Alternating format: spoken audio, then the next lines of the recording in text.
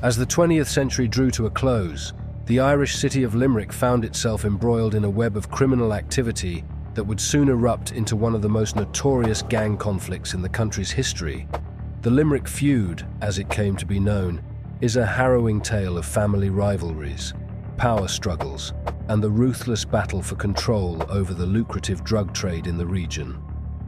Limerick had already earned a grim reputation, colloquially known as Stab City, due to its high crime rates and prevalence of knife-related incidents.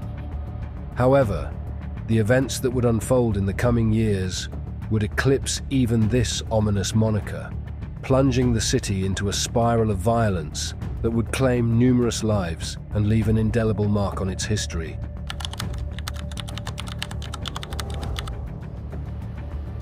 On a seemingly ordinary Friday afternoon in November 2000, an event occurred that would set in motion a chain of violent reprisals lasting for over a decade.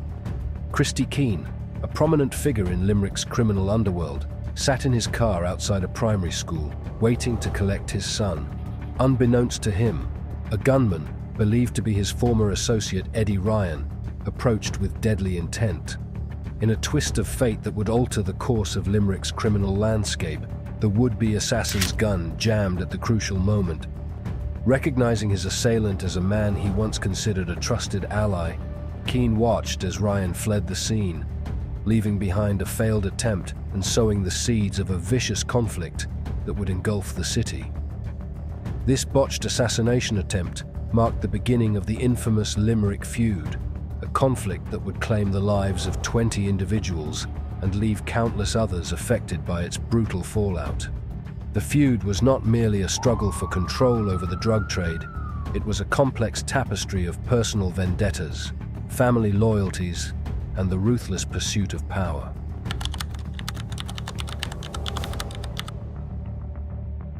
To understand the feud's origins, one must delve into Limerick's criminal history. For years, the Keane-Collopy families had dominated the local underworld, establishing themselves as key players in the distribution of cocaine and heroin beyond the confines of Dublin. Their reign, however, was about to be challenged by new blood in the form of the Dundon family. Christy Keane, the head of the Keane gang, had built a formidable criminal empire. His organization was known for its efficiency and brutality, with Eddie Ryan serving as its primary enforcer. The two men had a long-standing friendship and alliance, their fortunes intertwined in the murky world of organized crime. However, the bonds of loyalty in this world are often tenuous, and a series of events would soon test the relationship between Keane and Ryan.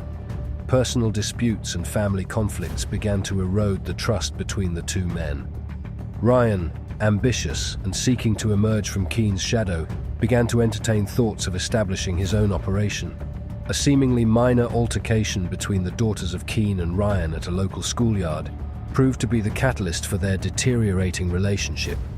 The incident, which resulted in one girl receiving a facial injury, inflamed tensions between the two families.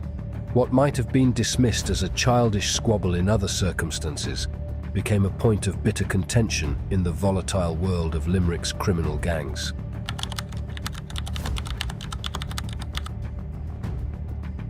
The response to Ryan's attempted assassination of Keane was swift and merciless.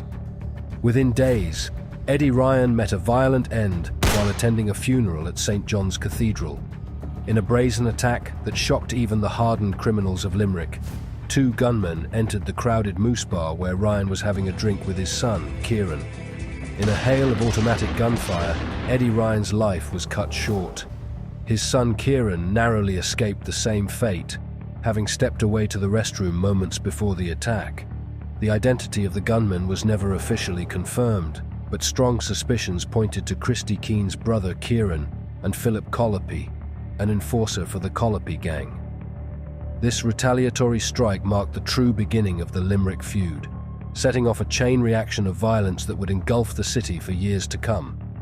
The murder of Eddie Ryan drew clear battle lines between the warring factions and set the stage for an escalation of hostilities.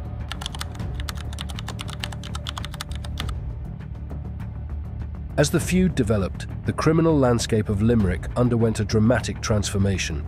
The Keane gang, recognizing the need for increased firepower and support, forged an alliance with the Collopy family. This union created a formidable force in the local drug trade, combining the resources and manpower of two of the city's most established criminal organizations. On the other side of the conflict, the Ryan family, now seeking vengeance for Eddie's murder, found unlikely allies in the form of the McCarthy-Dundon faction. The Dundon brothers, originally hailing from England, had returned to Ireland and quickly established themselves as major players in Limerick's criminal scene. Operating out of the Ballinacurra Western area on the city's south side, they had rapidly expanded their drug network and were hungry for more power. The McCarthy-Dundon alliance, while initially portraying neutrality to the Keane-Collopy gang, had secretly agreed to join forces with the Ryan family. Their ultimate goal was to seize control of Limerick's lucrative drug trade and exact revenge for Eddie Ryan's murder.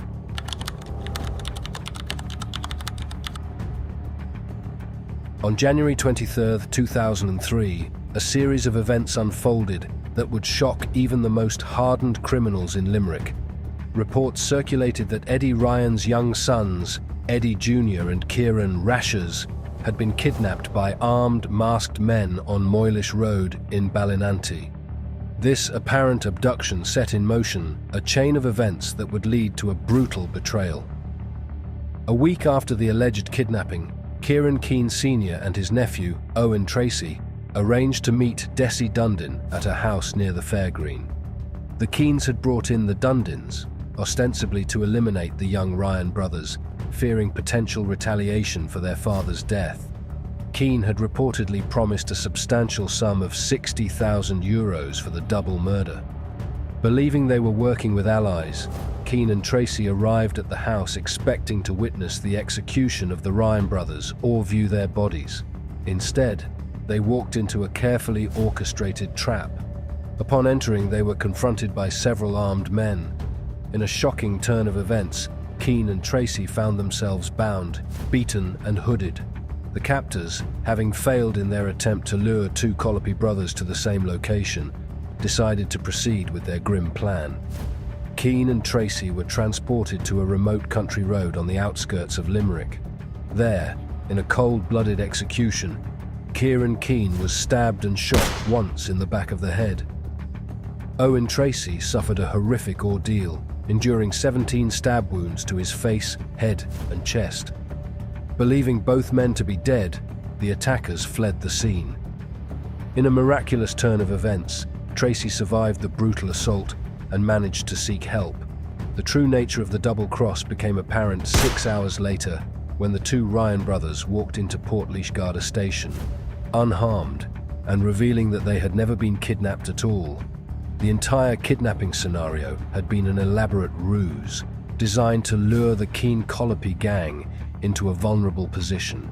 The McCarthy-Dundon alliance, in collaboration with the Ryans, had orchestrated this brutal betrayal with the aim of eliminating their rivals and assuming control of the Midwest region's drug trade.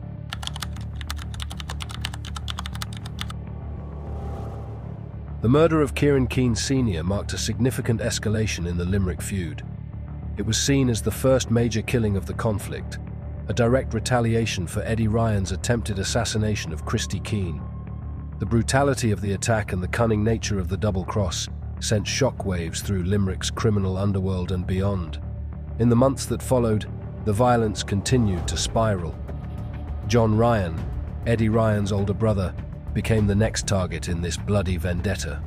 While working on a friend's patio in Thomondgate, John was gunned down by a young assailant, reportedly no older than 15, who approached on a motorbike.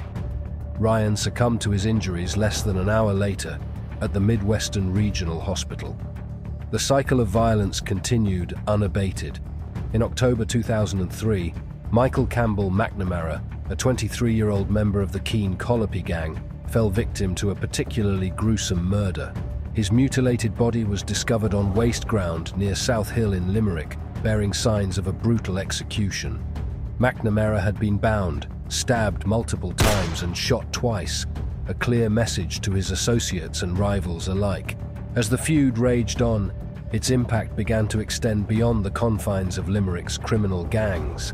Innocent bystanders found themselves caught in the crossfire, both literally and figuratively.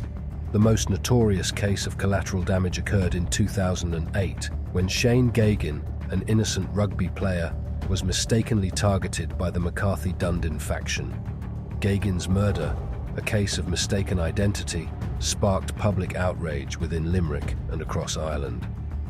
The intended target had been Johnny McNamara, a convicted drug dealer with ties to the Keane-Collopy gang, who lived in the same neighborhood as Geoghegan. McNamara had already survived 3 previous attempts on his life, a testament to the relentless nature of the feud. The killing of Shane Geoghegan marked a turning point in public perception of the Limerick Feud. The death of an innocent man brought home the reality of the violence that had been plaguing the city, galvanizing public opinion against the warring factions and putting increased pressure on law enforcement to bring an end to the conflict.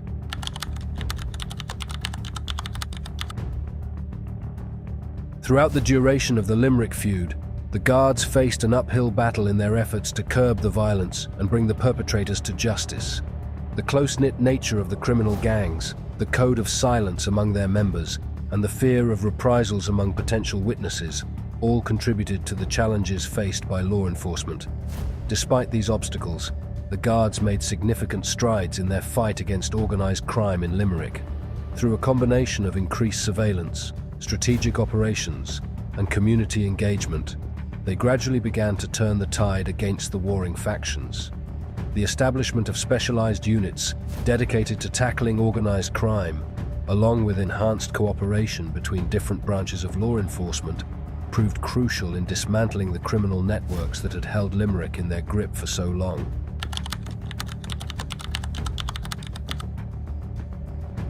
As the second decade of the 21st century dawned, the intensity of the Limerick Feud began to wane. The combined efforts of law enforcement, community initiatives, and the attrition of key players in the conflict contributed to a significant reduction in violence. However, the scars left by the feud run deep. Over the course of a decade, the conflict claimed 20 lives and was responsible for hundreds of shootings, stabbings, and pipe bomb attacks. The human cost extended far beyond the direct casualties, affecting families, communities, and the very fabric of Limerick society. Despite the relative calm that has descended on the city in recent years, remnants of the feud occasionally resurface. In 2015, Christy Keane, the man whose attempted assassination had sparked the conflict 15 years earlier, once again found himself in the crosshairs. While heading to the gym on the University of Limerick campus, Keane was shot multiple times by 2 gunmen. In a demonstration of the resilience that had characterized his criminal career, Keane survived the attack. Today, Limerick presents a different face to the world. The city has made significant strides in shaking off its violent reputation, focusing instead on economic development, cultural initiatives, and community renewal. However, the legacy of the Limerick Feud serves as a cautionary tale about the destructive power of organized crime and the long-lasting impact of gang violence on urban communities. That is our video for today. If you want to see our next videos, like and subscribe, as it really does help the channel to grow. Thank you.